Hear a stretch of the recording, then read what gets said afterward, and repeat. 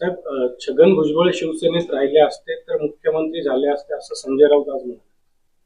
आता संजय राऊत म्हणतात ते बरोबर आहे. बाळासाहेबांनी सुद्धा अनेक ठिकाणी ते बोलून दाखवलं, पण आता ठीक नाही सत्य परिस्थिती आहे. अजित पवार म्हणाले होते की महिला मुख्यमंत्री व्हायला पाहिजे, पण राही भिडे यांनी म्हटलं होतं की महिला मुख्यमंत्री व्हायला पाहिजे, पण तसा योग यावा लागतो.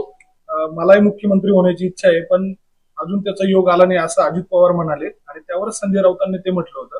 आता तुमचा योग त्यावेळेला जुळून आला होता, पण तो दुर्दैवाने गेला. आता योग दिसतोय का अजित पवारांचा? हे बघा, असा योग माझ्या आयुष्यातला मी 2-3 वेळा गेला. आता जे म्हणतात शिवसेनेत राहिलो असतो, तो योग तो बाळासाहेब स्वतःच म्हणत होते.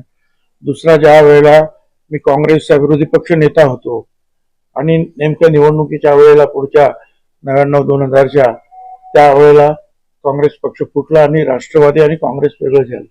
त्यावेळेला सुद्धा अगदी काँग्रेसच्या सर्व नेत्यांनी फोन करून सांगितलं की तुम्ही जाऊ नका काँग्रेस सोडून, आम्ही तुम्हाला पुढचा मुख्यमंत्री आजच जाहीर करतो.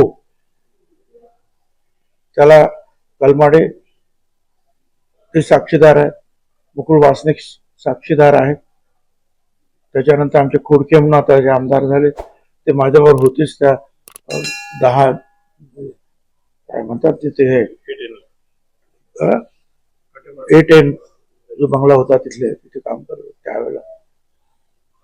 पण मी पवार साहेबांची साथ धरली आणि त्यामुळे निवडणुकीमध्ये काँग्रेस आमच्या थोडस पुढे गेली आणि एकत्र आल्यानंतर काँग्रेसचे लोक जास्त निवडून आले होते. त्यामुळे ती संधी विलासरावांना मिळाली. आमचे निवडून आले सुद्धा मला मिळाले. पण ठीक आहे, सगळ्याच गोष्टी आपल्या मनाप्रमाणे होतात असं नाही. आता सगळ्यांनी इच्छा धरायला काय हरकत नाही, शुभेच्छा द्यायला आपली काय हरकत आहे. अजित पवारांनी पण पुन्हा एकदा मुख्यमंत्री पदाची इच्छा बोलून दाखवली. अरे का कारण आहे, राजकारणामध्ये जो येतो